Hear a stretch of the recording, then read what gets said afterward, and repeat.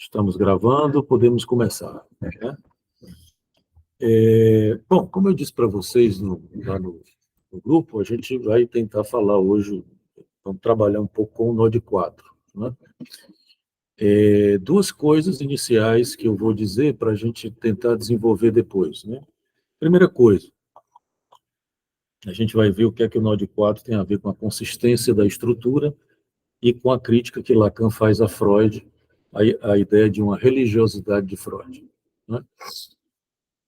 Veja bem, esse seminário, eu digo que ele é o seminário mais antirreligioso do Lacan, né? Porque o Lacan, inclusive, ele faz uma brincadeira com o título, né? Que é o RSI, que também, em francês, RSI, se escuta hérésie, né? Hérésie, em francês, é heresia, né? Então, Lacan faz uma heresia, porque ele é um seminário onde ele vai, vamos dizer assim, ele já vem ultrapassando Freud, ultrapassando no bom sentido, né? Ele já vem ultrapassando Freud há algum tempo, né? Desde o seminário 10, né? E tal, né? Desde o começo, porque, na verdade, o retorno a Freud do Lacan não é um retorno literal, né? Ele já é uma leitura e uma interpretação que o Lacan faz do Freud. Mas o Lacan era muito freudiano até os 10 primeiros anos do seminário dele. Se vocês observarem, todos esses 10 primeiros seminários têm uma temática freudiana, né? São todos referidos a temáticas freudianas, até o seminário da angústia. A partir do 11, começam a ser temáticas um pouco diferentes. Mas nesse seminário, eu diria que ele faz como que um arremate de uma ultrapassagem, uma boa ultrapassagem de Freud, né? Porque ele vai fazer uma crítica nessa lição 3, e daí por diante ele vai fazer uma crítica porque essa heresia dele,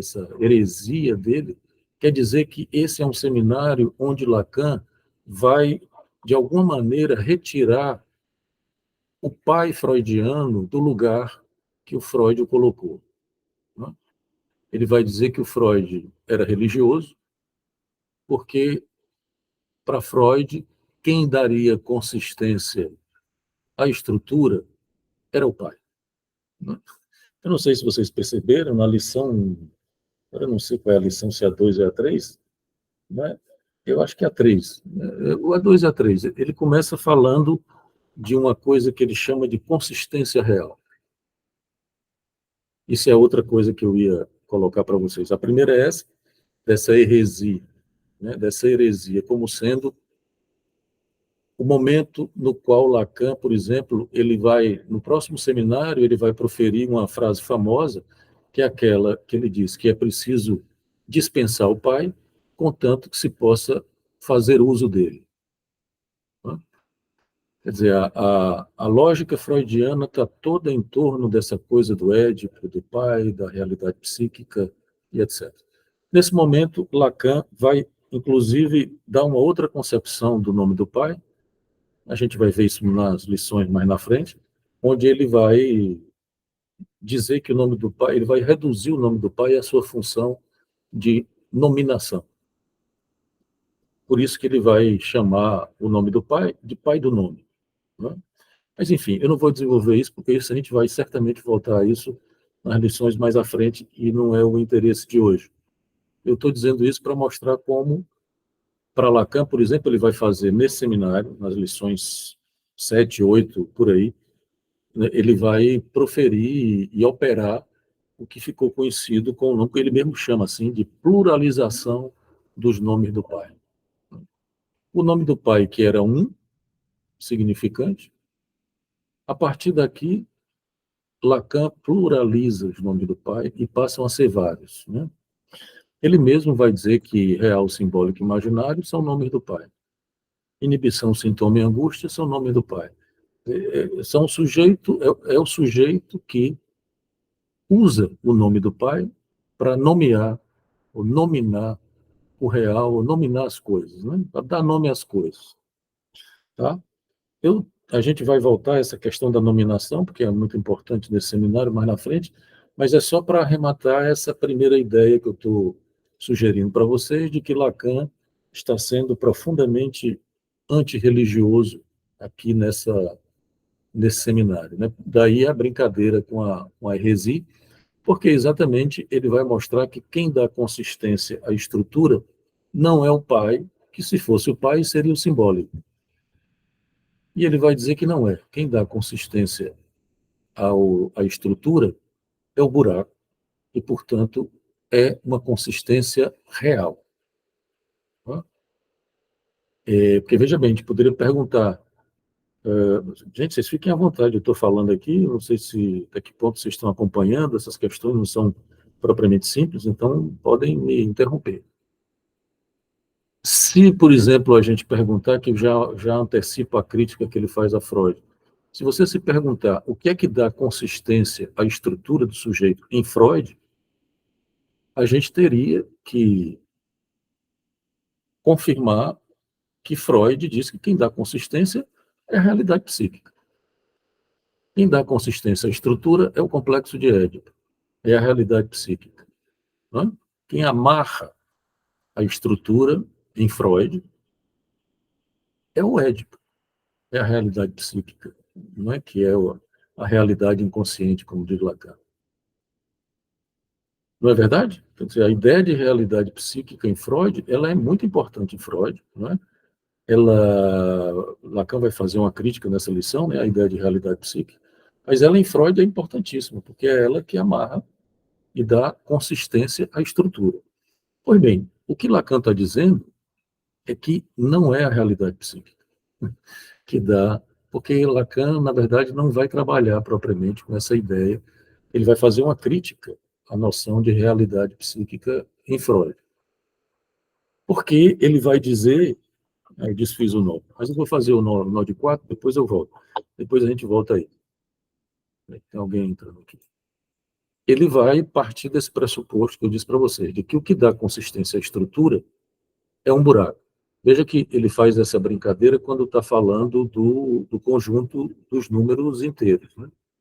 Quem dá consistência ao conjunto é o zero. Né? Porque, lembrem daquela discussão, a vez passada eu até comentei, talvez um pouco rapidamente, do sucessor de Peano, né? De que o zero, Peano um matemático, que inventou essa história do sucessor, né? De que todos os números naturais, os números inteiros, eles são uma sucessão de mais um, né? Mais um, mais um, mais um, mais um. A exceção do zero. Né? O zero não é antecessor nem sucessor de ninguém, o que é uma posição muito curiosa. Tá? Veja que, não por acaso, o zero é um ponto de ancoragem da estrutura dos números, né? Vamos dizer assim. Mas, se você trouxer isso para a estrutura de linguagem, isso se organiza também dessa forma. Né? O zero, que é um vazio, que é um buraco, se quiserem, é um nome do buraco, né? Como é o objeto A, por exemplo, ele ancora, ele amarra, né? É o ponto, ele brinca com o nó de 4. Deixa eu fazer o nó de 4 aqui rapidinho, depois eu ensino para vocês como é que se faz. Tá? Vou fazer só para falar desse... Vou fazer a forma... Eu brinquei com vocês dizendo que tem a forma difícil e tem a forma fácil, né? E é verdade, eu vou ensinar as duas. Tá?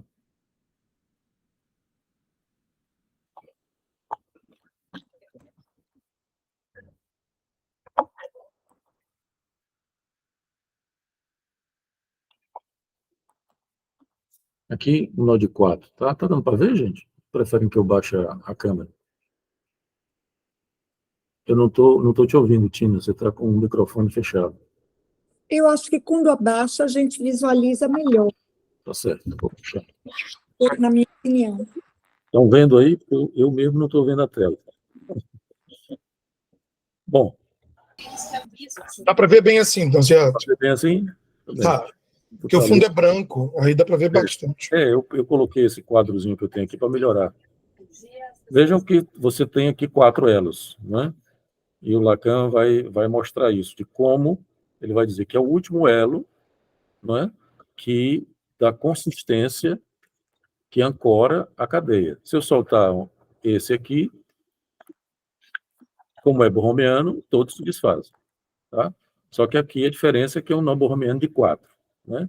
Não é um nó borromeano de 3. Tá? Então, é só para mostrar como o último elo ele fala disso aqui se referindo ao zero, né? E como o zero é o que dá consistência à estrutura. Como o último elo é esse que dá consistência, o último ou o primeiro, né? Só mais uma coisa sobre isso para a gente realmente a gente começar a fazer o nó. Quando ele falou na, na lição 2, eu acho, né, da abertura da reta infinita, ele vai mostrar isso, de que, veja bem, quando ele abre a reta, ele se baseia na suposição do matemático, o geômetra, o Desargues, de que uma reta se fecha no infinito, no ponto zero do infinito. Né? Quer dizer, se você abre a reta, e veja bem, no nó de 3, por exemplo, se você abre a reta, se você supõe que essa reta se fecha no infinito, ela mantém a propriedade borromeana. Tá? Veja que a abertura da reta ao infinito, a reta infinita, não é um desenodamento, não é a mesma coisa. Tá? Então, quando você abre a reta, ela mantém, não é, a propriedade borromeana do nó. Tá? Mas veja que a consistência da estrutura é lançada ao infinito. Tá? Quer dizer, como se a abertura da reta, de alguma maneira, se opõe à consistência da estrutura, ele, de alguma maneira, interroga a consistência da estrutura. Por isso que me agrada a ideia, por exemplo, de que, quando o analista faz uma intervenção, ele abre uma reta. Não é? É claro que o analista não faz só intervenções a partir do real. Ele também faz intervenções a partir do simbólico e do imaginário. Né? Então, a intervenção do analista, ele é uma leitura que eu faço disso e que me agrada muito. Ele, de alguma maneira, abre uma reta porque ela interroga a consistência da estrutura. Né? Consistência que, lembrem-se, é sempre imaginária. Tudo bem? Bom, vocês, essas coisas que eu estou dizendo, elas vão ficar talvez mais claras para vocês quando a gente entrar na crítica que o Lacan faz a Freud, tá? É mais uma antecipação, né? Para a gente falar depois do nó de 4, tá? Então, vou aqui baixar novamente a câmera para ensinar quem ainda não sabe a fazer o nó de 4, tá? Oi, Suene, diz. Leonardo, tem isso no livro que a gente possa acompanhar? Essa questão dos 4 nós? Qual seria a página?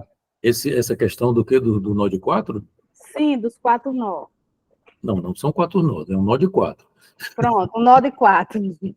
Tem, a partir da lição 3 ele começa a falar disso, não me engano, não me lembro se ele fala antes, mas a partir da lição 3 ele começa a falar do nó de 4. Tá? Certo, vou olhar aqui, valeu. Tudo bem? Assim, peraí, calma, eu não vou entrar ainda na feitura do nó, não. Tem uma outra questão sobre o nó de 4 que é importante que vocês saibam, né? Lacan, eu já disse isso para vocês, talvez, na primeira lição, de que essa história do quarto elo, não é, na cadeia borromeana, ela é uma polêmica que não está fechada, não é? Alguns colegas consideram essa possibilidade, tanto o problema do desenodamento, não é? Da abertura dos elos e um desenodamento. Alguns colegas ainda consideram a ideia de que uma psicose seria um desenodamento, né? Lacan, rigorosamente, Lacan não fala mais disso, ele fala disso no seminário anterior, no 21, e nunca mais. Né? Ele não volta a isso, ele não sustenta essa ideia de que uma psicose seria um desenodamento, mas, enfim, criou-se a polêmica. E o nó de 4 também, porque aqui, nesse seminário, Lacan ele tem uma posição tanto quanto ambivalente com o nó de 4. Né? Ele, quando vai falar do nó de 4, exatamente a partir da lição 3, viu, Suene? Ele vai fazer uma crítica a Freud. Tá? Ele vai dizer que o Freud, porque não inodava o real, o simbólico e o imaginário, ele precisou de um quarto elo, que era exatamente a tal da realidade psíquica, para poder inodar real, simbólico e imaginário. Então, ele não está propondo nesse seminário, ele vai propor a partir do próximo, do 23. Nesse mesmo seminário, ele começa a trabalhar com o nó de 4 de uma maneira que não é propriamente mais crítica. Ele começa a considerar a possibilidade do nó de 4. Tá? Mas, em princípio, nas primeiras lições, ele está sendo crítico. Ele está dizendo que que Freud foi um vacilo de Freud, que Freud, na verdade, é um equívoco de Freud, o quarto elo, que rigorosamente ele não é necessário. Né? Depois, ele começa a trabalhar com a ideia de um quarto elo, né? Tanto é que ele vai no próximo seminário, que, como eu disse, a minha ideia é seguir os seminários a partir do anterior, que a gente fez o 21, e provavelmente no próximo semestre a gente faz o 23. Bem, no seminário 23, que é o seminário do Santoma, está traduzido como Santoma, a tradução como Santoma, ele vai exatamente propor essa possibilidade do quarto elo, do que ele chama de Santoma, como um quarto elo, como uma possibilidade de reparação da cadeia. E depois ele vai trabalhar, além disso, vai trabalhar nos seminários, por exemplo, no seminário 23, daí por diante, a ideia de lapso do nó, onde o lapso ele implicaria algum tipo de reparação do lapso. O lapso eu já disse para vocês o que é, né? É um erro na ortografia do nó, lembra? Você vai fazer o nó de 3, você passa por cima, por baixo, por cima, por baixo, por cima, por baixo. Lembram disso? Vai fazer o nó de 3. E o Lacan vai dizer que, como estrutura perfeita não existe, toda estrutura tem um lapso. Dependendo do ponto, o lapso o que é? Eu passo por cima, o seguinte eu deveria passar por baixo. Ao invés de passar por baixo, eu cometo um lapso e passo por cima. Então, isso é um lapso. Dependendo de onde seja o ponto, sendo que tem os pontos internos, que é o ponto 1, 2, 3, e tem os pontos externos, que são 5, 6, o 4, 5, 6. Dependendo de onde seja esse lapso, tem uma consequência estrutural, tá? Para o sujeito. Ele vai falar do lapso do Joyce, que exatamente entre o real e o simbólico, e o imaginário cai, o corpo do Joyce. Mas, enfim, eu também não vou entrar nisso agora. É só para que vocês saibam que o Lacan passa a trabalhar com essa possibilidade do nó de 4. Tá? No seminário, aí isso é curioso, porque esses últimos seminários de Lacan, como eu disse para vocês, eles são muito experimentais, não são sistemáticos. A Lacan vai abrindo questões e propondo uma série de coisas e deixando trabalho para a gente fazer. Porque a partir do seminário 24, por exemplo, ele começa a meio que não encaminhar muito propriamente essa ideia do quarto elo. Enfim, é só para que vocês saibam, por enquanto, que tem uma ambivalência de Lacan com relação a esse quarto elo, que nesse seminário se apresenta muito claramente. Tá? Mas existe todo um trabalho que ele faz nesses seminários todos com o quarto elo e que deixou de herança para os psicanalistas exatamente esse trabalho para pensar o quarto elo, porque o Lacan chega a fazer, inclusive, um nó com 6.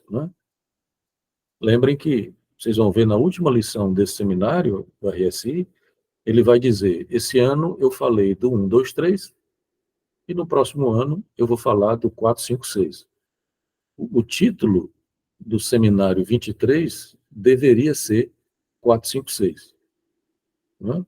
Que era exatamente o que ele iria falar. Ele não foi até lá, ele ficou trabalhando só com 4. E não fez o seminário 4, 5, 6, porque No meio dessa história toda, apareceu o Joyce. Apareceu um congresso sobre o Joyce, que ele foi convidado por um joyciano para falar sobre o Joyce, e aí se encantou com o Joyce e tal, e resolveu fazer um seminário sobre o Joyce, que é o seminário do Santônio, né? Tá certo que é onde ele propõe o Santônio como um quarto elo, né? Um elo de reparação da estrutura. Tudo bem? Vamos lá fazer o nó de 4, tá? Se vocês abrirem aí a figura na página 86 do fórum, tá? Tem aí o que eu vou chamar de nó do Freud, tá? Eu vou fazer primeiro da forma difícil, tá certo? Depois a gente faz da forma fácil, tá? Vejam que, vou baixar aqui, tá? Qual a página, Danziato? 86. Ok, obrigado. Estão vendo bem aqui os nozinhos?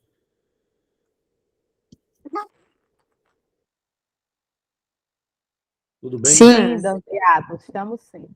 Ok. Então, veja bem, se vocês olharem na figura da página 86, ela tem uma disposição que o Lacan diz assim, que o Freud sabia do real, do simbólico e do imaginário, mas eles estavam soltos. Eles estavam apenas sobrepostos, um em cima do outro. Assim, tá? Eles não estavam inodados. Eles estavam unicamente sobrepostos. E por isso, o Freud precisou de um quarto elo, que é o pretinho, tá?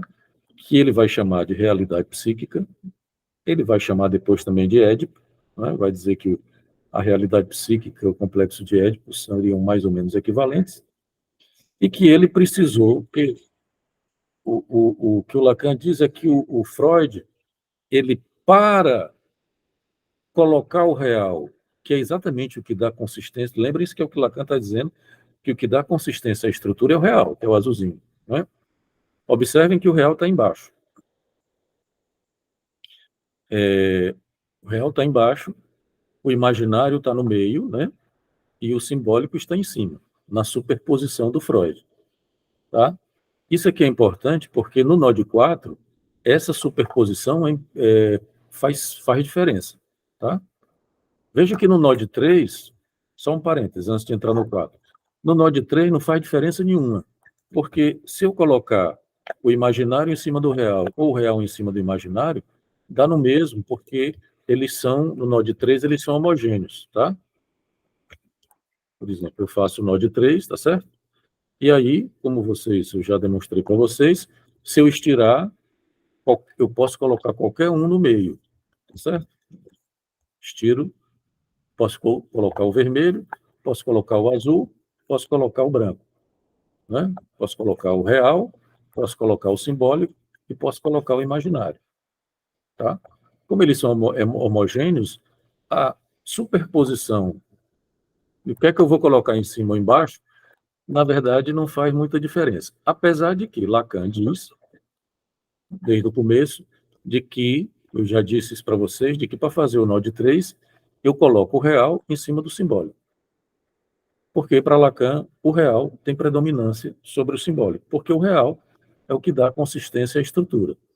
Tudo bem que ele vai dizer que é o imaginário que vem inodando, não é? No nó de 3, e que dá consistência à estrutura. Mas ele também vai dizer que, mesmo sendo imaginário, que dá essa consistência, porque é o imaginário que inoda o simbólico e o real, tá? E aí nós temos o nó, ele vai dizer que o nó é o real, tá? O nó ele não é um modelo, lembrem-se, ele faz uma discussão em uma lição anterior, ele não é um modelo, ele é real, tá? Ele é da dimensão, ele é uma figuração, que ele vai dizer, não existe nenhuma outra figuração do real como essa aqui. Isso aqui é uma figuração do real, não é um modelo, tá? Então, veja bem, eu tinha dito.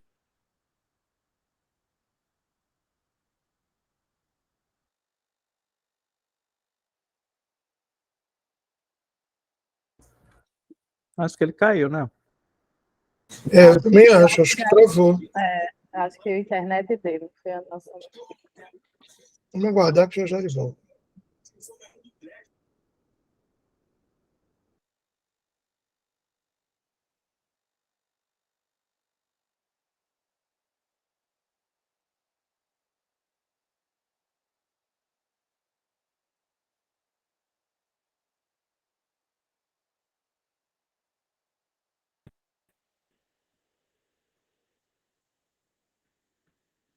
Oi, pessoal. Voltou. Oi. Minha internet caiu. Estou roteando aqui. Essa internet tem essa mania besta.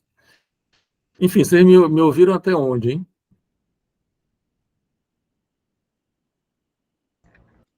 Até o nó como uma figuração do real.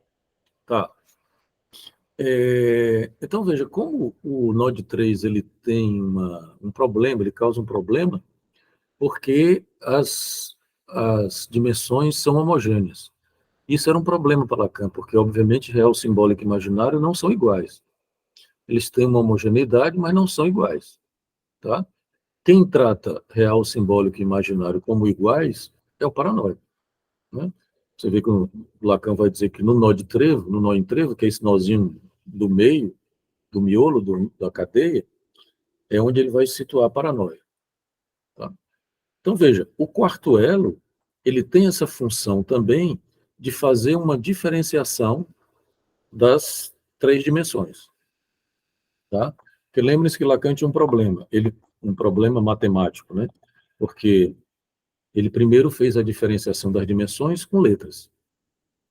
Ele planifica o nó, cadeia, né? E coloca R, S, I.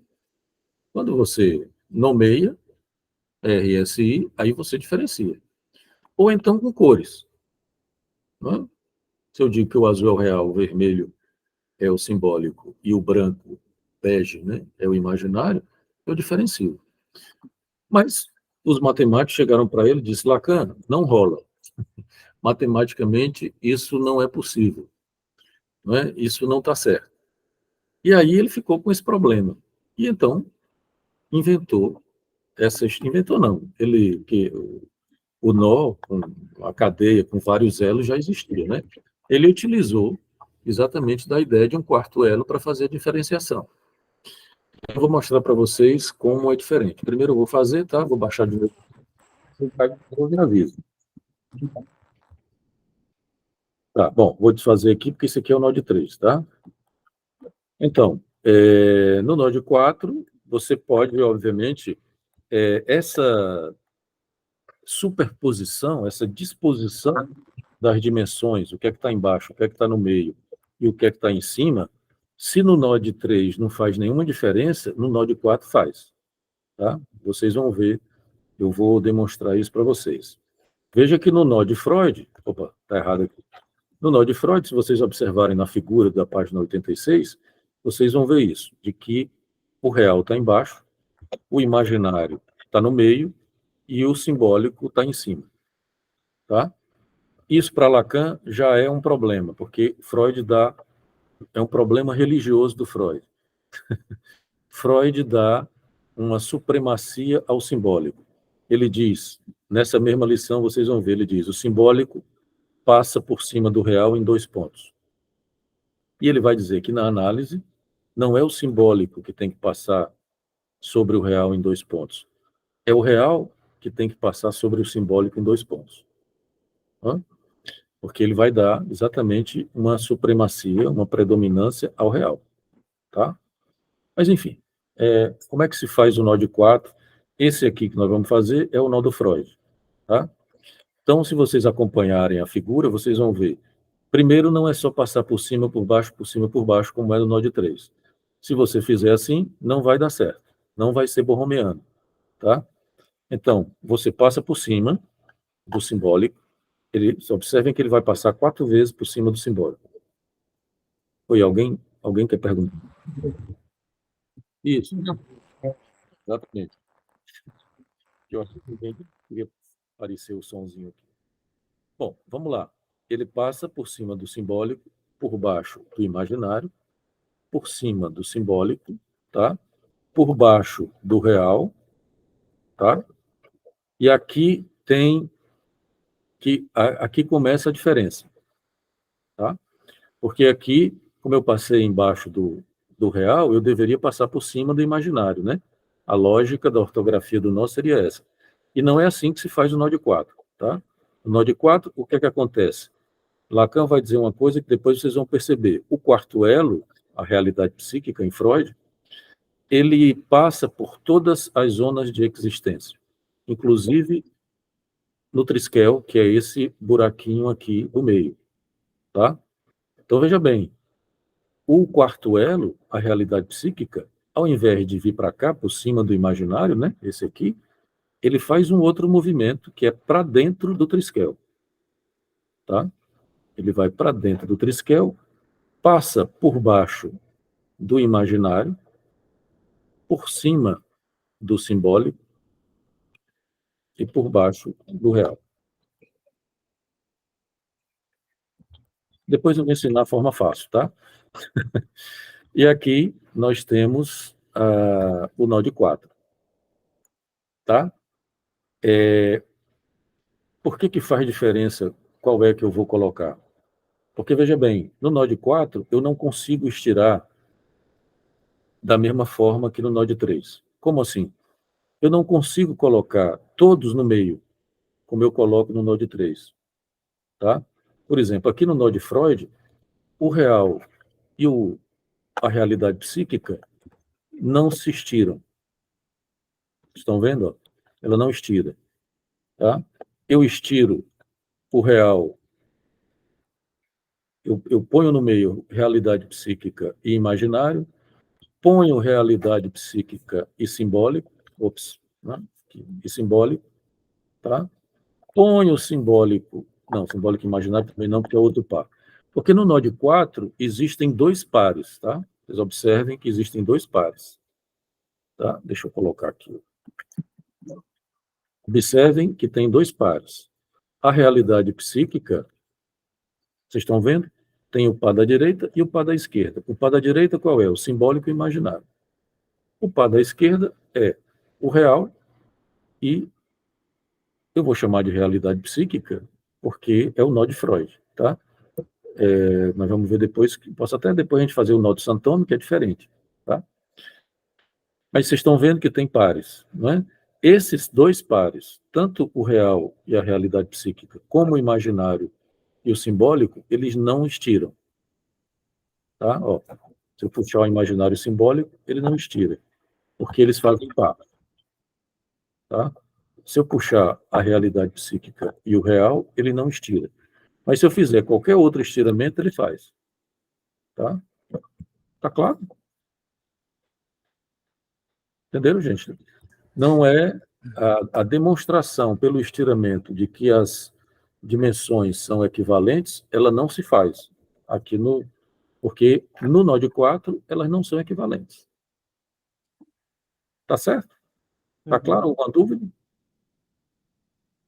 E isso que apresenta a problemática para a realidade psíquica, então, do Freud, a crítica dele? A crítica dele é exatamente essa, de que quem está segurando o real no nó de Freud é a realidade psíquica. Tá? Uhum. Porque para Lacan não é assim. Quem segura a estrutura é o real.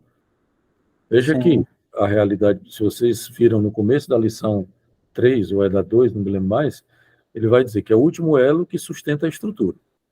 Não é? Uhum. Se eu saltar a realidade psíquica, os 3 elos, o real, o simbólico e o imaginário, se dissolvem, porque em Freud, se dissolvem não, se separam, porque em Freud eles estão separados. Não é? Uhum.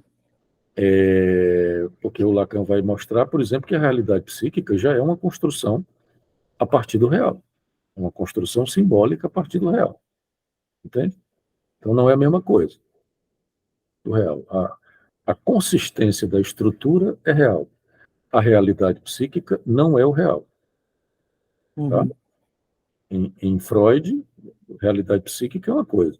O real em Lacan é outra coisa. Real e realidade em Lacan não são a mesma coisa. O mais próximo que a gente pode pensar do real em Lacan, no Freud, é o umbigo do sonho, né? A própria pulsão de morte, né? A ideia de pulsão de morte, é real, né? Uhum. No sentido de, lá desde o além do princípio do prazer, né? Que o Freud está discutindo isso e falando exatamente daquilo que não está no campo da representação, né? Mas, bom, eu imagino que vocês tiveram alguma dificuldade de acompanhar a figura, né? Mas a figura, se você acompanhar direitinho as passagens, por cima, por cima, por baixo, você consegue fazer, tá? Mas existe uma forma mais fácil de fazer, tá? Isso aqui é só para mostrar o problema que o bicho estava inodado aqui, o problema das passagens, de que como não são iguais, tá? A forma mais fácil qual é? Você faz aquela corda que vocês já conhecem, não é? Que é esse formato de corda, tá? Você faz duas.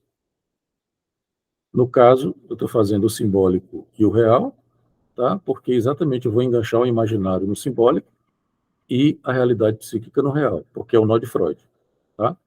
Aí você acopla aqui, tá? Veja que não é o falso furo, tá? O falso buraco. Não é. Isso aqui não é um falso buraco. O falso buraco é isso aqui,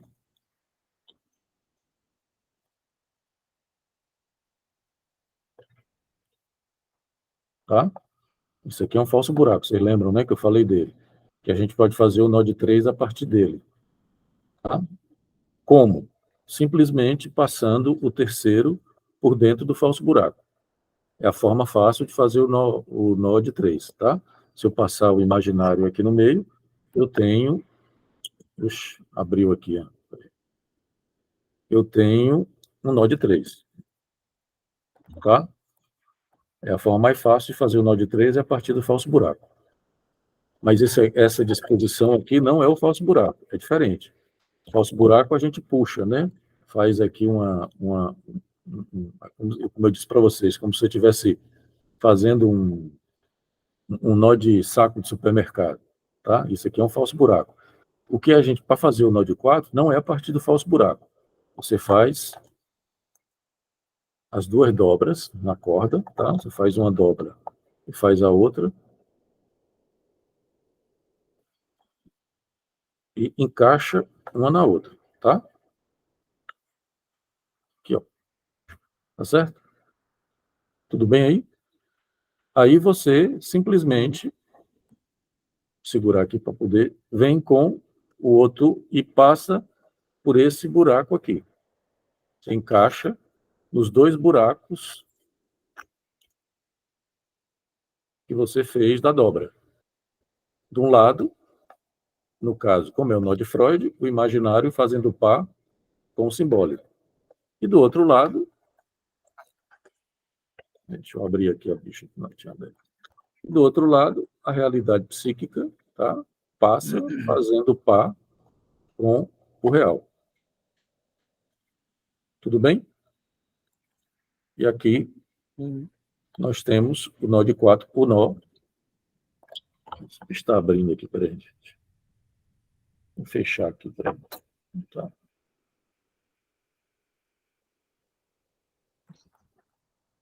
O nó de 4, o nó de Freud. Tá? Por que é o nó de Freud? Porque o quarto elo, a realidade psíquica, faz par com o real. Tá? Então, né, você tem essa disposição aqui, tá? Tá certo? Pronto. Comprovação do nó de 4. Tudo bem? Uhum. Alguma dúvida? A realidade psíquica que faz par com o real, né? A realidade psíquica faz par com o real. Tá? Veja que essa é, como eu disse, é a grande discussão. Né? Por quê? Qual é o problema do Freud? Vamos dizer assim, né? A pretensão. Né? Qual é o problema do Freud? O problema do Freud é que ele não radicaliza a ideia de estrutura como Lacan faz. Né? E nem tampouco ele dá essa predominância do real como o que implica a consistência da estrutura, né? Quer dizer, para Lacan, como eu disse, é o buraco, né? Você veja que, depois eu vou fazer o Notus Antônio, que é diferente, né? Freud tinha ele padecia de um certo realismo transcendental kantiano, não é? Se vocês leram a obra de Freud, vocês já viram isso, por exemplo, de que Freud, na pulsão, a experiência de satisfação, o traumático, de maneira geral, em Freud, ele vem de uma experiência qualquer empírica, né, realista, de alguma maneira. Por mais, desde a história da teoria da sedução, lá das histéricas, né? É claro que ele teve um momento que ele abandonou a teoria da sedução, né? E a própria ideia do trauma como sendo... Veja que é curioso que o Freud tenha começado por aí, de o traumático como sendo um traumatismo contingente, né? Uma coisa que realmente aconteceu na realidade, né? Lembrem-se que o Freud acreditava nisso antes da psicanálise, que as histéricas teriam sofrido um abuso sexual qualquer, né? Isso era a explicação dele. Se lerem os estudos sobre histeria, que é o volume 2 lá das obras, né? Vocês vão ver o Freud e o Breuer, né? O Breuer não, porque o Breuer não sexualizava a coisa, né? Mas o Freud já sexualizava. E depois Freud, a partir de 1897, ele abandona essa teoria, né, da sedução,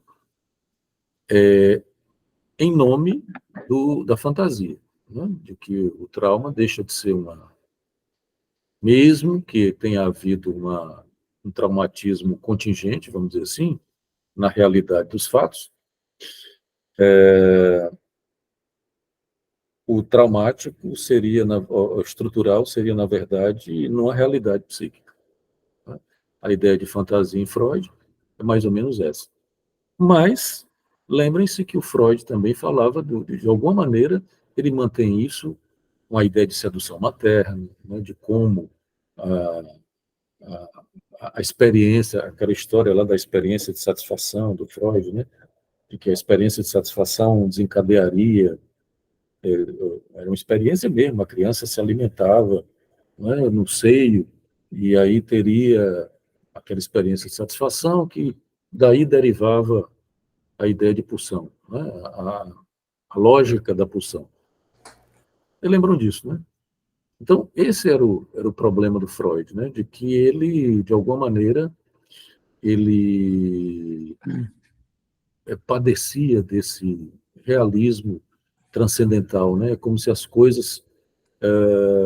tem um livro aqui muito interessante do Ferenczi, infelizmente é um livro que só tem em francês, não sei se tem em espanhol, mas o que eu tenho aqui é em francês, que ele vai dizer isso, de que Freud começa pelo imaginário, vai para o simbólico e depois para o real, né? Quer dizer, aliás, vai para o real e depois para o simbólico. Então, o Freud tinha essa concepção de que a realidade psíquica eram as inscrições de determinadas coisas que tinham acontecido, né? De alguma maneira, nesse realismo transcendental freudiano. Essa é a crítica que Lacan está fazendo a Freud, né? Para Lacan não é assim. Para Lacan, e veja que é por isso que Lacan vai dizer que Freud era religioso, né? Porque o Lacan vai colocar as coisas nesses termos, de que se a consistência da estrutura, quem dá é o real, né? Porque a estrutura, ela precisa, tal como o zero, a estrutura precisa estar ancorada no real, num buraco, né? E não numa experiência imaginária, que é a experiência, as nossas experiências de vida, vamos dizer assim, né? Porque se você considerar que a linguagem gira em torno de um buraco, o corpo também, tudo vai girar em torno de um buraco. Né? Então, Lacan é radical, porque ele vai dizer isso, de que rigorosamente a estrutura, originalmente, nós temos um buraco. Né? E aqui ele vai falar muito do recalque originário. É como se Lacan dissesse assim, no começo, que Lacan em algum momento disse isso, né, que no começo era o verbo. Não é mais. No começo era o buraco. Lacan, não me lembro onde é que ele diz isso, no começo era o verbo, eu não sei se era no seminário 11, mas ele concorda com a versão religiosa de que no começo era o verbo, como se ele dissesse, no começo era o significante. E aí tem toda uma discussão, né, de quem vem primeiro, se é o real, se é o simbólico e tal, né? É uma discussão um pouco infrutífera, porque, não é? Fica difícil você dizer, é parecido com a história do quem veio primeiro, o ovo ou a galinha, né? Mas, de todo modo, para Lacan, a estrutura se origina de um buraco. E ele, inclusive, vai citar nesse seminário o recalque originário, né? O recalcamento originário. Veja que, deixa eu apresentar a figura do nó aqui para vocês. Não, pode ser esse aqui, peraí. Oi, Rodrigo, diga aí. Oi, gente, boa noite, tudo bem? Tá dando para ouvir? Tá. Leonardo, eu achei muito interessante essa afirmação, né, sobre o nó como uma figuração do real, né? Imagino que isso esteja muito ligado a essa crítica dele com relação a esse aspecto religioso do Freud, né, que ele coloca como religioso. Daí eu fico pensando que as reverberações clínicas, né, de Sim. manejo nesse sentido. Por exemplo, na questão da psicose, né? Sim. Como isso tem, assim, impacto, né? A gente pensar que parte do trabalho de Lacan foi, assim, a experiência que ele teve, né? Digamos assim, na história de vida dele, escutando, né? Essas pessoas que psicóticas, enfim, ali no final da formação dele, como psiquiatra e tudo mais, né? Fico pensando se isso não tem influência, né? E pensando de maneira mais específica o quanto esse tipo essa maneira de se direcionar para a psicanálise, né, deixa uma escuta com um potencial, digamos assim, eu vou usar esse termo, tá? Mais plástico, uma escuta mais plástica no sentido de que justamente não ficaria presa a alguns testamentos muito imaginários, né? Assim, aí eu gostei dessa provocação e aí você colocou essa questão de um certo realismo, não, realismo, Transcendental no Freud. sim, realismo, essa ligação com o realismo transcendental do Kant, né? Que o Jung chega a dizer que o Kant foi quem possibilitou toda a psicologia como a gente conhece hoje, pela questão justamente desse aspecto transcendental. Sim. Aí você colocar aqui dessa crítica do Lacan, eu achei bem interessante. Eu queria que você comentasse um pouco, se fosse possível, sobre isso, né? Talvez fosse justamente o que você fosse fazer agora, as consequências, assim, clínicas que isso teria, né? Sim, veja, especialmente a psicose, as psicoses, né, de alguma maneira, são um exemplo ilustre das consequências clínicas disso, né? Porque, por exemplo, a tese de Lacan sobre a psicose, que está lá no texto da direção do tratamento, não, no seminário 3, no escrito, esqueci o nome do escrito. Bom, é aquela famosa tese da foraclusão do nome do pai, né? De que, lembre-se que é como se eu dissesse, Lacan também foi religioso, né? E num determinado momento ele diz o quê? Que quem dava consistência à estrutura era um ponto, que era um significante, que era o nome do pai. Entende? O Lacan também caiu nessa. Porque ele dava supremacia ao simbólico. Lembrem-se que tem essa história, né, de que o Lacan parte do imaginário, dá uma supremacia ao imaginário, depois dá uma supremacia ao simbólico e estamos no momento em que ele está dando uma supremacia ao real. Mas quando ele dava uma certa proeminência, uma supremacia ao simbólico, o significante era o ponto de consistência da estrutura. Tá? Se você pegar, por exemplo, os esquemas e os grafos dessa época, você vai ver que o esquema R, por exemplo, né, ou no grafo do desejo, você vai ver que tem pontos de ancoragem. No esquema R, você tem 2 pontos de ancoragem da estrutura, que é o nome do pai e o falo. Né? Quando solta, que é exatamente quando ele vai falar da foraclusão do nome do pai lá que desencadeia as psicoses. Né? Você foraclui o nome do pai, tem como consequência a elisão do falo, os 2 pontos que seguravam a estrutura se soltam e a estrutura se deforma e o esquema R se torna o esquema I, que é o esquema da psicose. Não sei se vocês lembram disso lá no seminário 3 e no escrito que eu esqueci o nome. Eu não estou lembrado agora. Tá? Entende? Quer dizer, são pontos. A consistência da estrutura era uma consistência simbólica. Era o significante, a primazia do significante era o que dava a consistência da estrutura. Depois que ele inventou o objeto A, isso muda. Né? A partir do seminário 10, o que acontece é exatamente isso. Não é mais a consistência da estrutura, o ponto de ancoragem da estrutura não é mais um ponto. Ou melhor, é um ponto, como vocês estão vendo aqui, né? Que é o triskel, é um ponto com uma nova definição de ponto, que não é mais um cruzamento de 2 retas.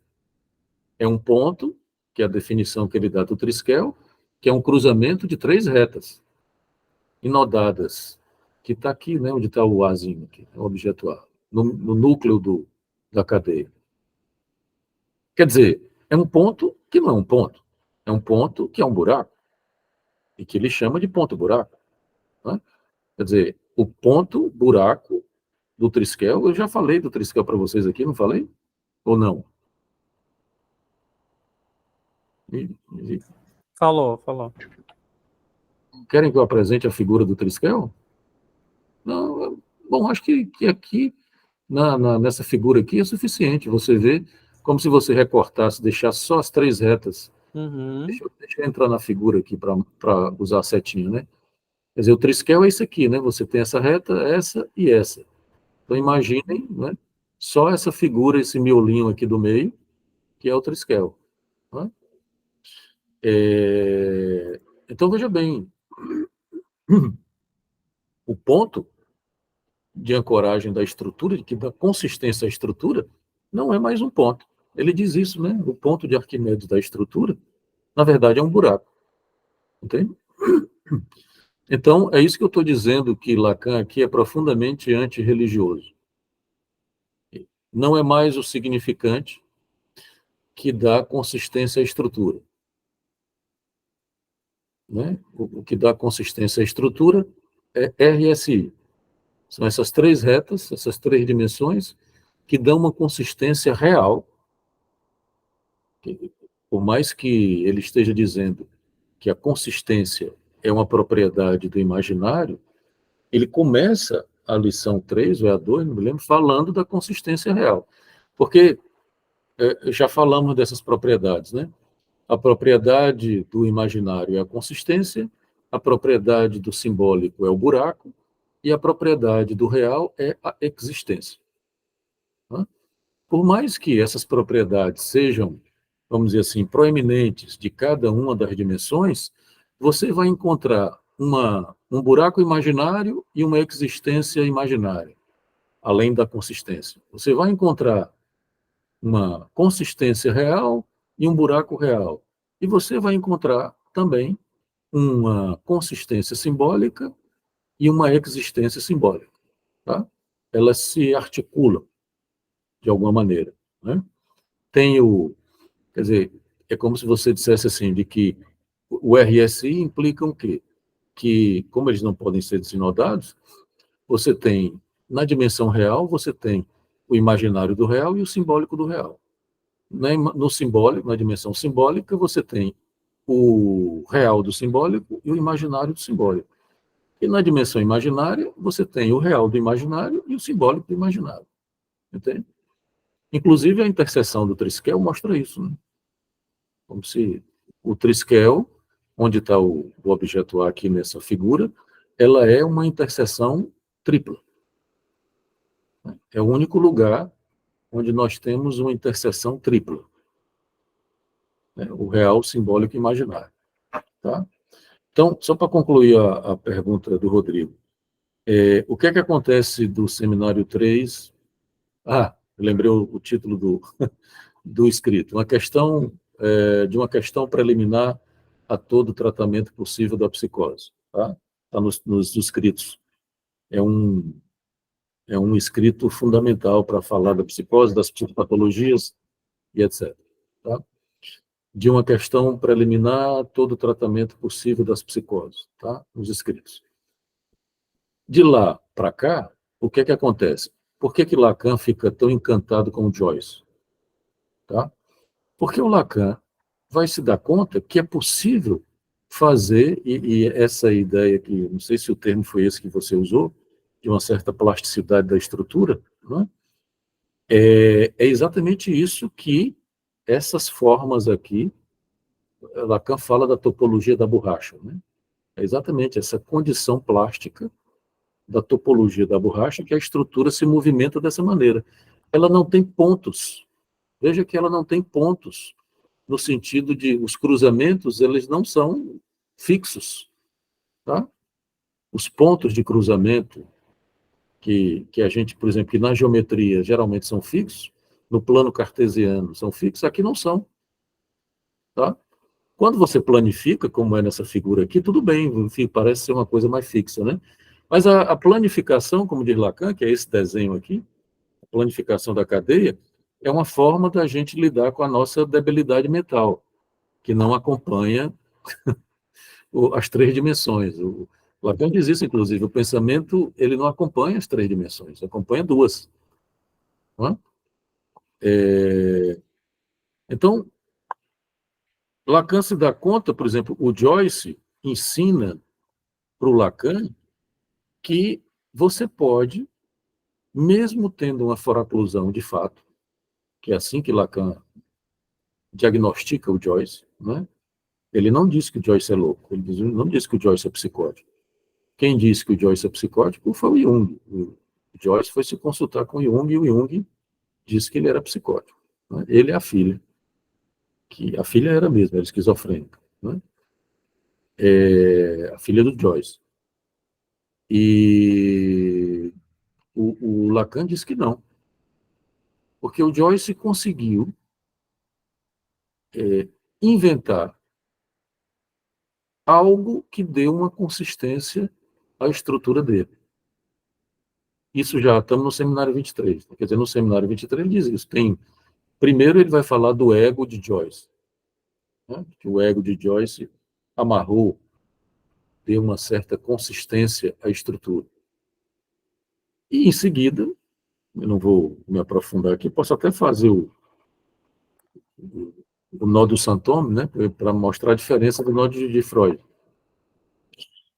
Mas em seguida ele vai falar exatamente do Santome. Né? Que é uma invenção, uma nominação que o sujeito inventa. Né?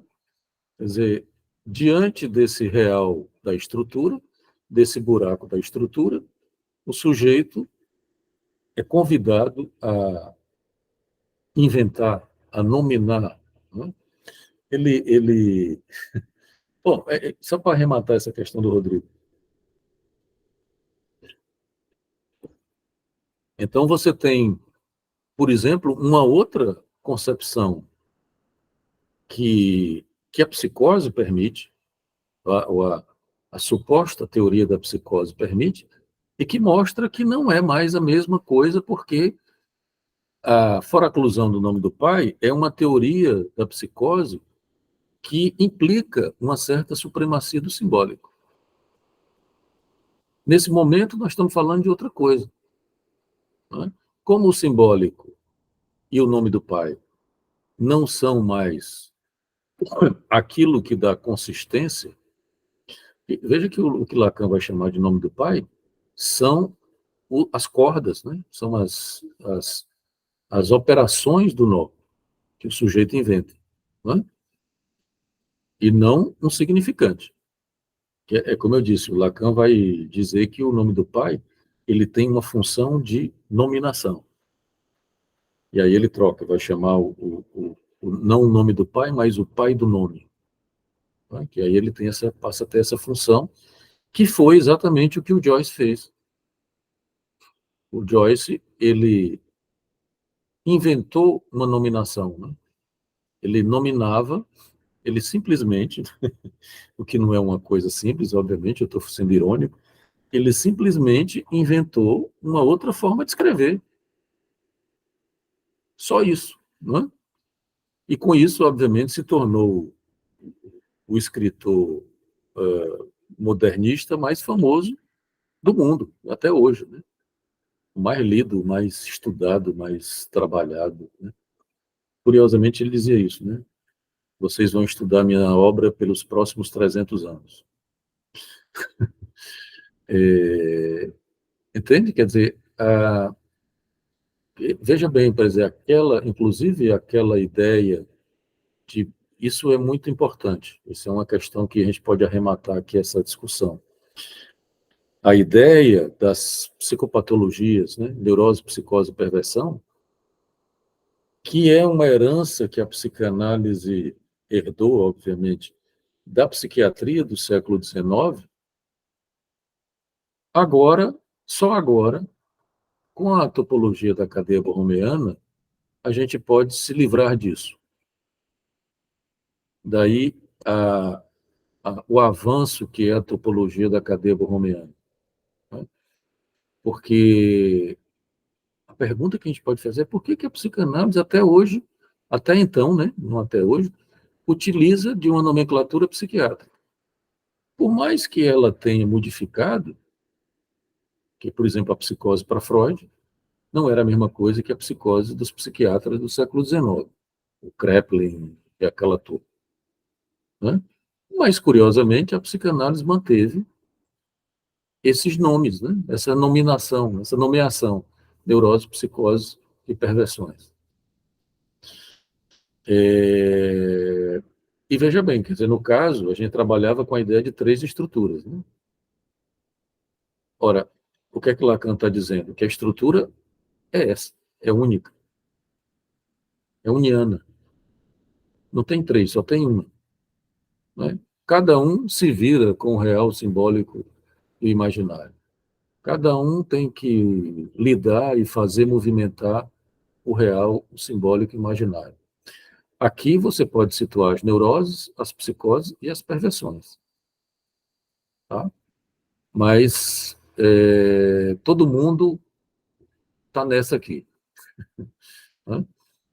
É claro que isso aqui dá pano para as mangas para a gente trabalhar, né? Porque, por exemplo, Lacan primeiro falou do desenodamento para explicar a psicose, depois não falou mais disso, depois falou do nó em trevo, que é esse nozinho aqui que eu já deixei com a figura, né? Que é esse nozinho aqui, né? Esse trevinho aqui que está dentro do nó, onde você encontra as 4 zonas de existência, né? Do gozo do outro, o gozo fálico, o sentido e o ar. Né? Entende? Então, rigorosamente, você passa a ter uma outra concepção de estrutura, que Lacan vai dizer desde o começo, isso aqui é a estrutura. Né? E o que sustenta a estrutura não é um ponto. Ou, melhor, é um ponto buraco. Tá? Isso, uma série de consequências clínicas. Tá? Por isso que o nó, ele traz essa proposta de uma clínica do real, né? Então, que me fica parecendo que neurose, psicose e perversão são criações imaginárias anteriores para lidar com algo que aí depois do nó, isso começa a ser questionado, né? Porque é uma criação imaginária para a gente dar algum sentido a isso, né? É claro que é uma classificação, não é que Lacan jogou fora, não é? Ele diz, se eu não me engano, acho que no seminário 15, ele diz assim, né?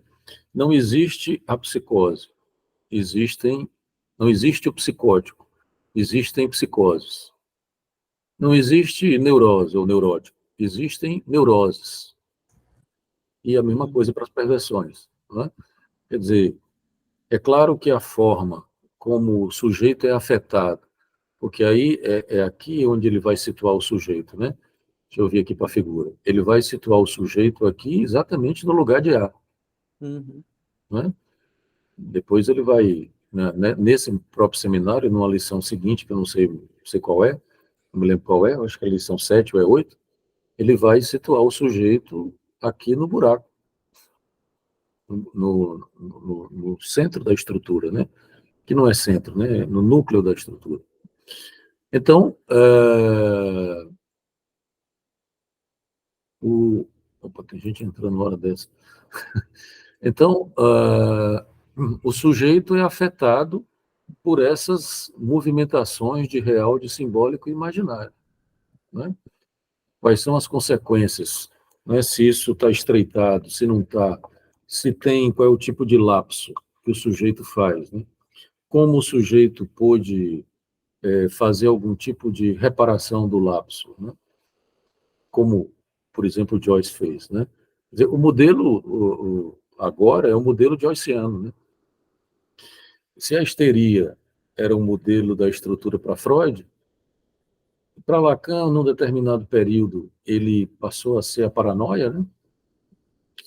Na lógica borromeana, o modelo de estrutura é o modelo joyceano. Pelo menos isso é uma leitura minha, tá?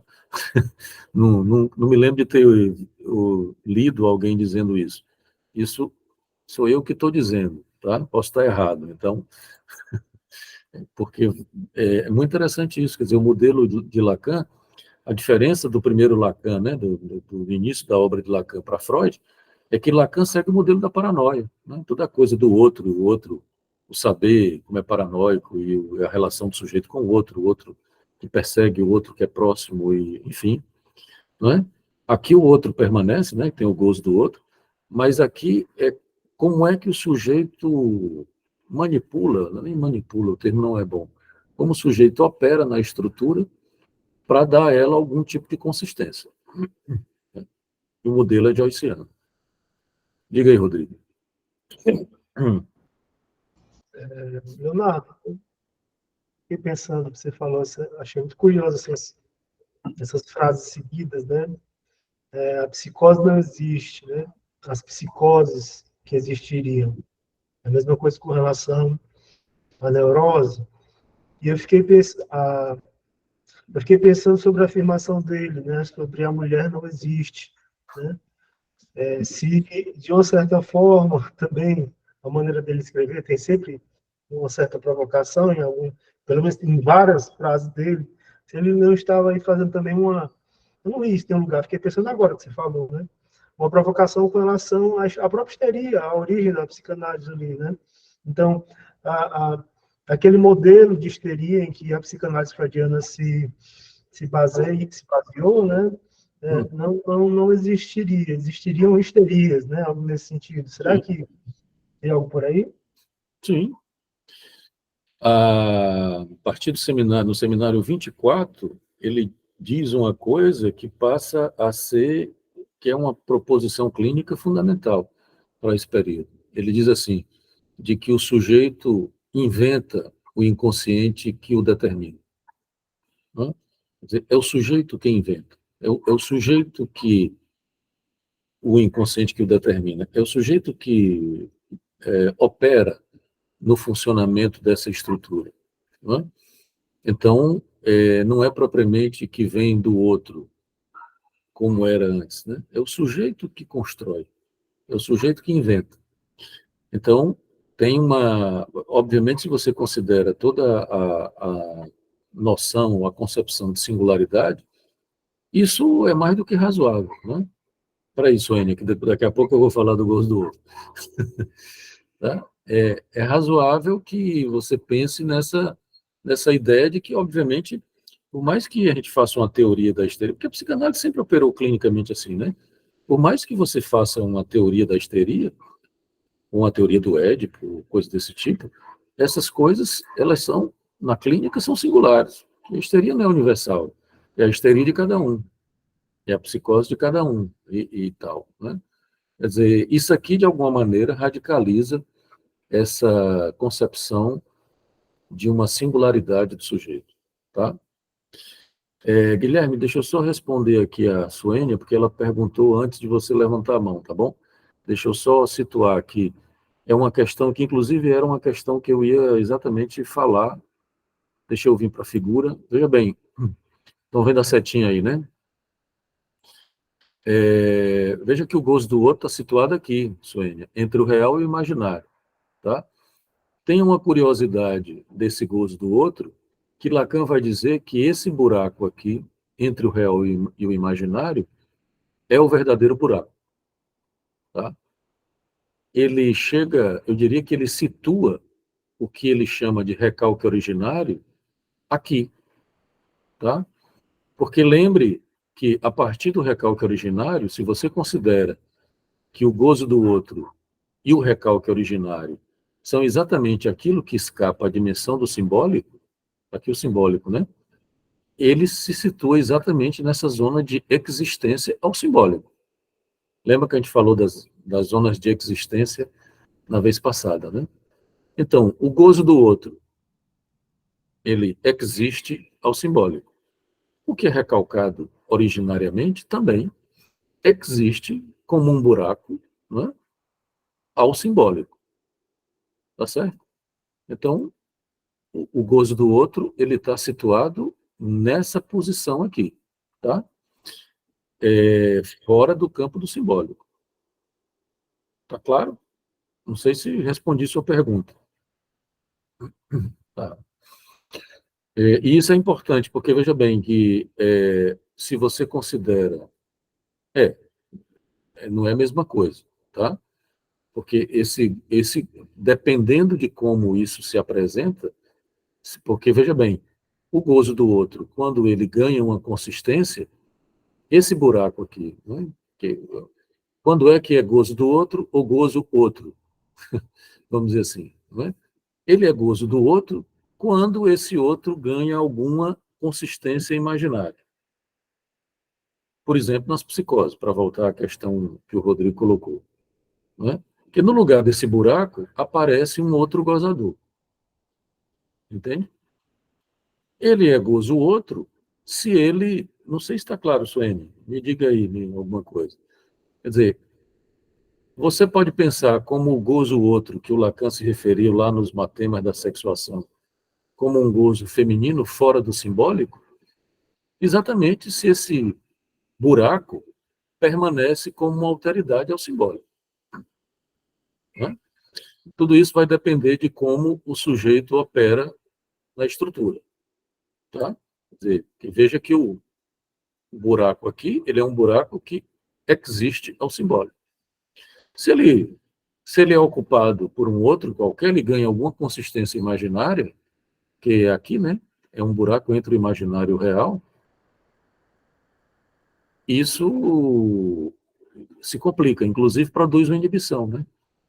Você veja que a inibição, ela passa pelo gozo do outro e passa pelo A, né? É o imaginário. Ora, quando o sujeito está inibido, ele está inibido por quê? Porque tem um outro olhando para ele. Né? O olhar do outro na inibição, ele é paralisante. Né? Ele faz com que o sujeito não se mova. Exatamente, o olhar do ele pode ser pego, né? Como na catatonia, né? Na catatonia, o inibido é um catatônico neurótico, né? Diga aí, Guilherme, o que é? Leonardo, deixa só eu para me entender. Então, tanto o gozo do outro como o gozo outro está localizado nessa mesma zona de existência? Sim, sim, é possível. Se você trouxer a lógica, porque o problema é que a lógica lá do matema, ele está dentro de uma outra lógica, de uma lógica modal, né? Aqui nós estamos numa lógica borromeana, é diferente, né? Mas, se você quiser transpor de lá para cá, você pode fazer isso. Quer dizer, o outro, esse gozo do outro, é um gozo fora da linguagem, é a mesma coisa que ele dizia lá, com o gozo feminino, né? Um gozo fora da linguagem, fora do simbólico, portanto, que você pode situar aí. Ok, então ambos estão fora da linguagem. Por isso que ele citou. Observe também mais uma última coisa, deixa eu entrar na figura de novo. E que veja bem, diante dessa, o que é que veja que ele citou o gozo fálico e o falo simbólico, tá? Isso aqui é um desenho que vocês vão encontrar na terceira, naquela conferência terceira. Veja que a angústia, o que responde, o que dá consistência à angústia é o falo simbólico, né? É o que responde à angústia. E veja que uma coisa que o Lacan vai se falar muito aqui no seminário, desde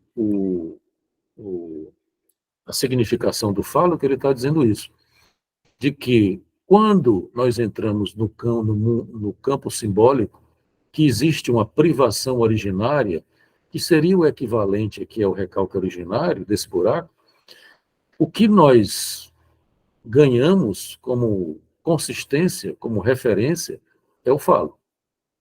Né? Toda a discussão lá no matema da sexuação, né, de que, por exemplo, o fato de você sou homem ou sou mulher, né? Quer dizer, a sexuação ela não é dada pela identificação completamente, né? Por isso que você não tem certeza absoluta se é homem ou se é mulher, porque você perdeu as referências no momento em que você entrou no campo da linguagem. Quer dizer, a referência que no campo da linguagem lhe dá alguma consistência é o falo.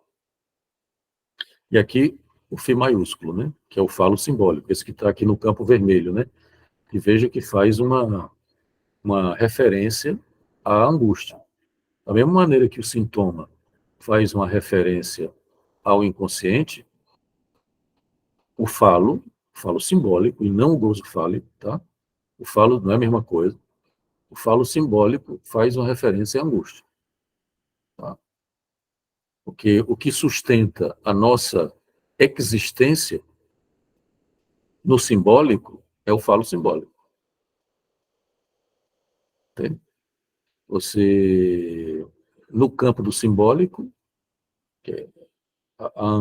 é como se você dissesse assim, diante da angústia da não existência, do buraco da não existência ou da morte, você escapa pela condição fálica simbólica, né? O falo simbólico.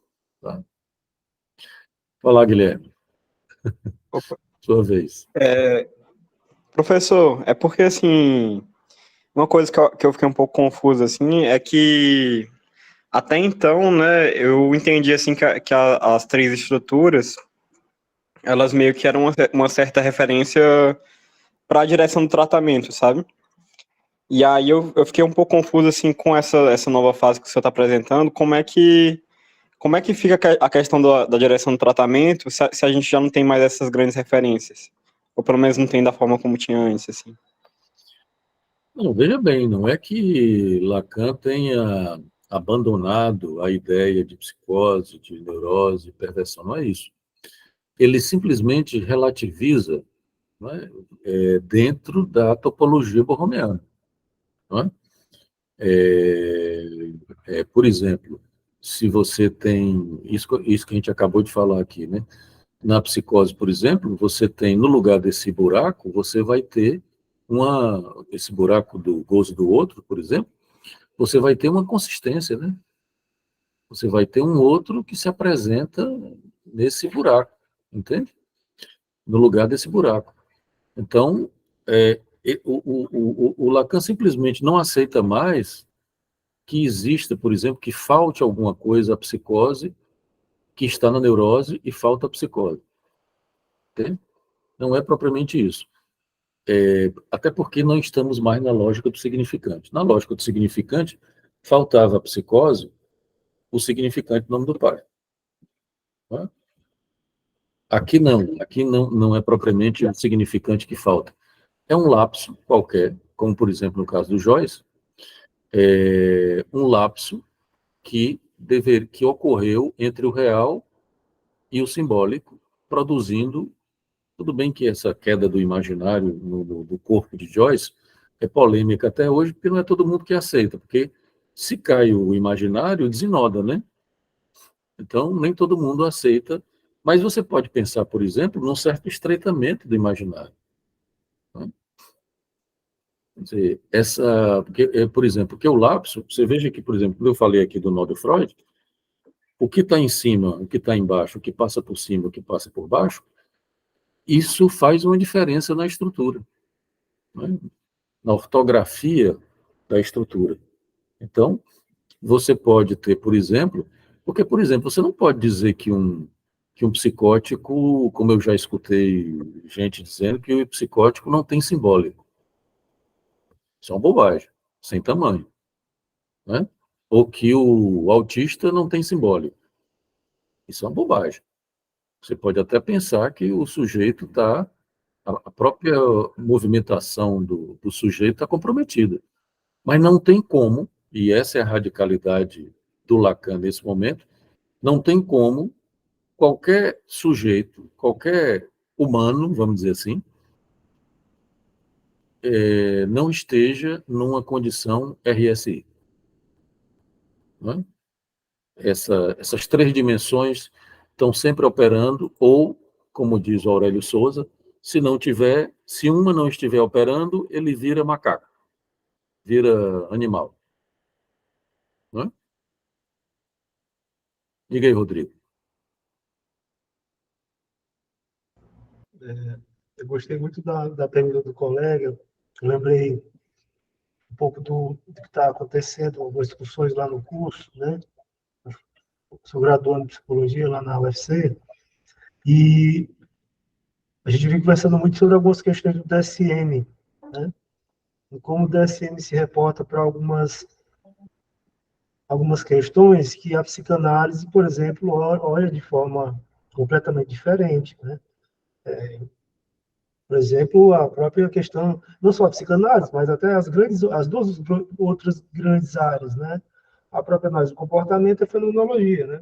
Considerando etiologia, considerando psicodinâmica, enfim, outros aspectos que a nosografia do DSM não considera, ou pelo menos não considera como essas três grandes escolas passaram a considerar depois, né? Por que eu estou contextualizando isso e trazendo para cá?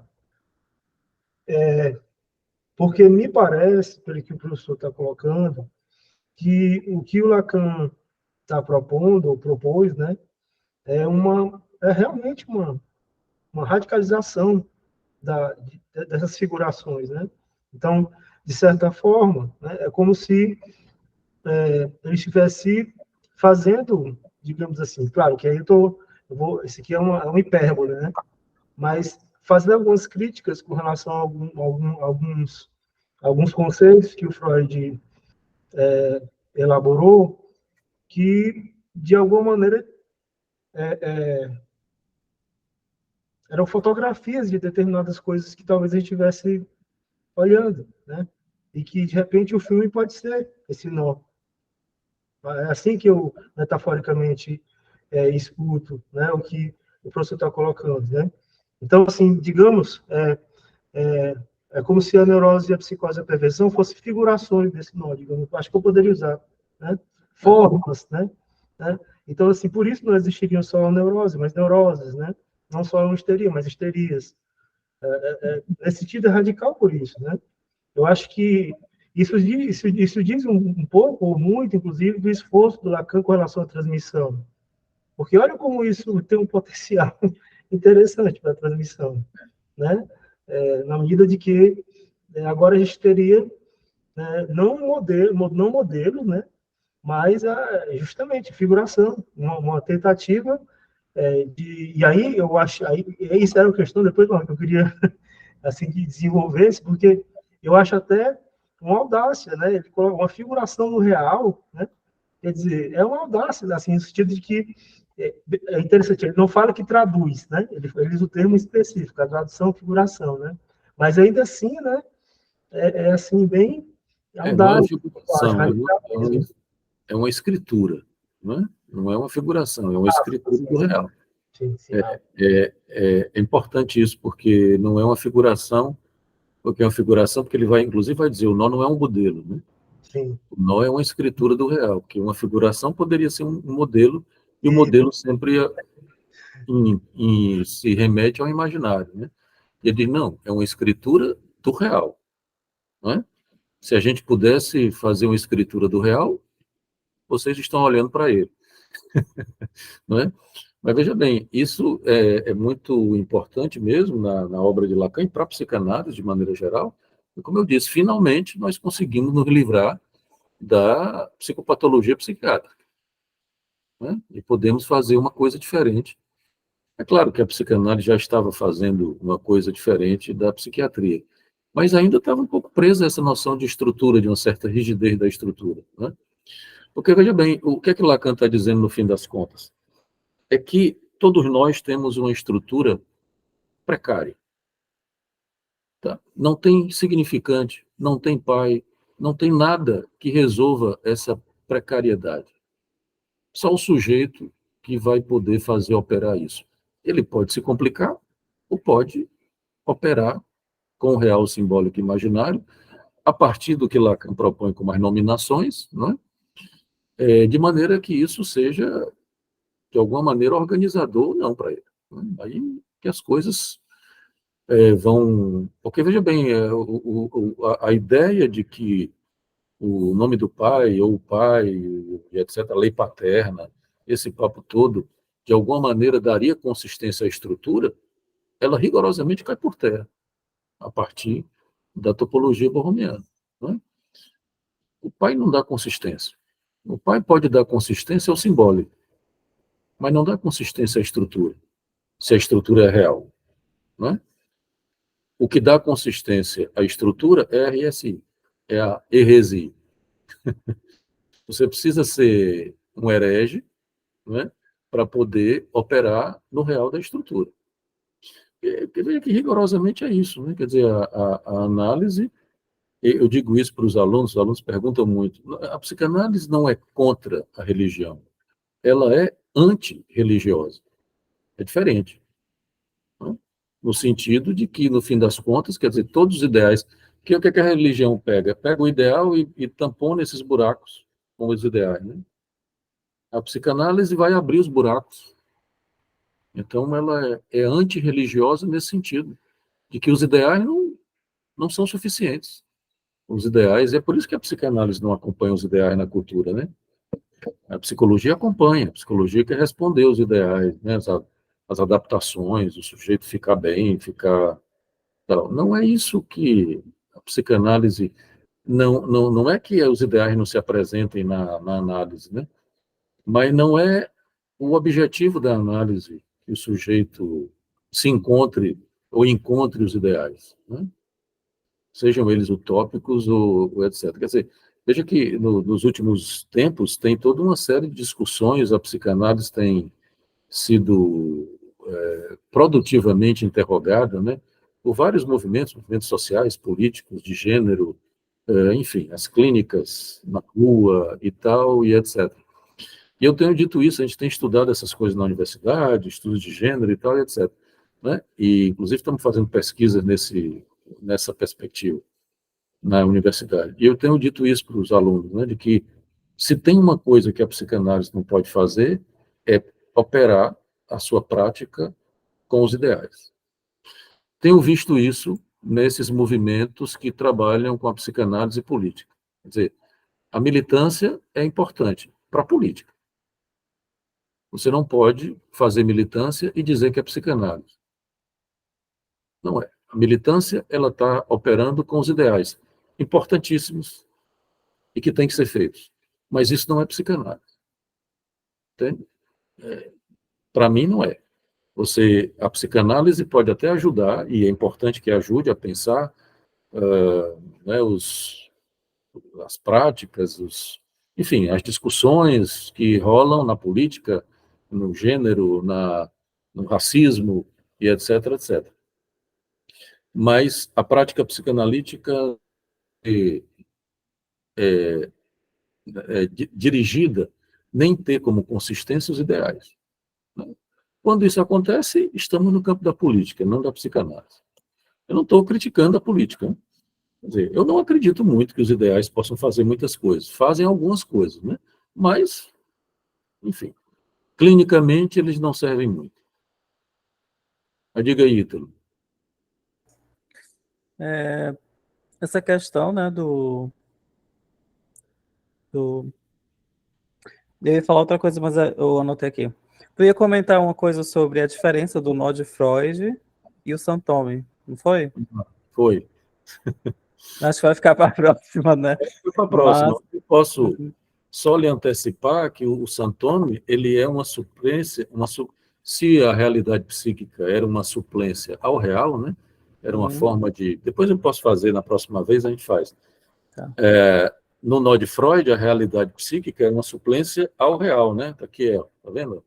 O real é o azul, lembre disso, né? No nó de Freud, a realidade psíquica não, o Santome, ele é uma suplência ao simbólico. Porque o simbólico, diante do buraco, que é exatamente isso. O que é que você há de fazer diante do buraco? Nominar. Não é? E aí o sintoma é uma invenção, não é? O sintoma também, né? É uma forma de você nominar o real. Por isso que o sintoma, olha aqui, né? O sintoma, ele é uma nominação do real, ele é uma entrada do simbólico no real. Observem a figura. Não é? Então, por isso que o sintoma não é uma patologia. É a forma que o sujeito conseguiu para nominar o real que o ataca. Lacan diz isso, né? O cavalo do Hans é o nome do real do Hans. Não é? Enfim, os sintomas, de maneira geral, são essas nominações do real que lhe ataca. E o real sempre lhe ataca. Você precisa fazer alguma coisa com isso. Não é? Bom, acho que podemos parar por hoje, né? Tudo bem? Foi muito bom hoje, muito produtivo. Espero que vocês tenham gostado. Podemos continuar esse papo na próxima vez, falando do sintoma, das outras lições, tem muita coisa interessante. Tem uma passagem aqui muito interessante, eu acho que é na lição 4, ou é na lição 5. Que lição é essa aqui? A lição 4, tem uma discussão que ele faz entre o 1 e o A, que é genial, é fantástico, é importante, meio que arremata esse nosso papo aqui, né, de como o 1 não existe relação sexual entre o 1 e o A. Né? E é por isso que a psicanálise não é binária, né? A crítica da Butler do gênero, que a psicanálise é binária. Não é, porque não tem 1 e 2, só tem 1 e A. 1 e A não faz 2. Mas, bom, fica para a próxima, tá bem? Tá bom. Boa noite, gente. Vai lá. Boa noite. Ok, boa noite a todos. Obrigado. Boa noite. Bye, bye. Eu tenho que parar a gravação, né, gente? Peraí. Professor, eu ia fazer só uma pergunta para o senhor aqui, antes de sair. Tá, diga. É porque